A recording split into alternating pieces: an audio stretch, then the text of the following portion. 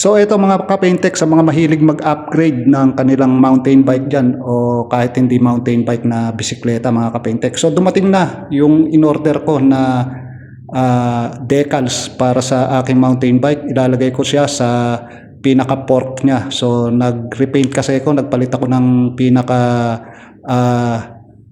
fork ang ginawa ko, rigid fork ang ginamit ko o yung tinidor na tinatawag. So ito yung napili ko, hologram yung kulay. So maganda kasi siyang tignan, parang astig pagka nasa highway ka mga ka-Paintek.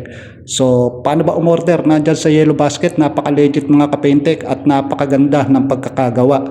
Dahil talagang pulido, pagkatapos ang bilis pang dumating ano. So paano gawin? Paano ikabit? Ito, tatanggalin mo lang yung kanyang pinaka cover sa likod, may cover kasi yan, tapos saka mo siya ididikit ngayon. So kung nakikita nyo, ayan, tinatanggal ko mga ka-Paintek.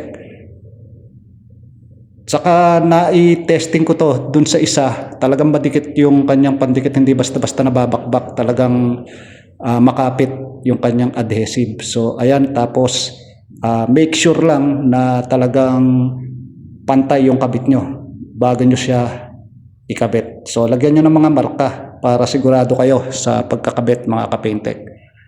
So ikakabit nyo lang na ganyan. So Bianchi ang napili kong tatak para magmukhang mamahalin naman yung aking mountain bike. Ayan. Kahit sa tatak man lang mga ka-Paintek. Pagkatapos ko nga maidikit, so ayan na siya, oh, ang ganda, di ba? So talagang naging mukhang mamahalin yung aking tinidor ng aking bisikleta, yung aking rigid fork. Pagkatapos saka ko ngayon itatap coat, ayan oh. So napakagandang top coatan natin mga ka-Paintek para matibay yung ating decals, ayan oh. Yun ang importante dyan. So ang ginamit kong top coat dito is yung mga 2K mga ka-Paintek. So yung hindi hinahaluan na ng thinner. Pagkatapos ang gagawin ko dito is pour coating para talagang matibay siya. Tapos makikita nyo talagang makintab na siya mga ka-Paintek. Ayan, oh. Kaya order na din kayo. Pwede namang hindi i-top coat, nasa sa inyo naman yan.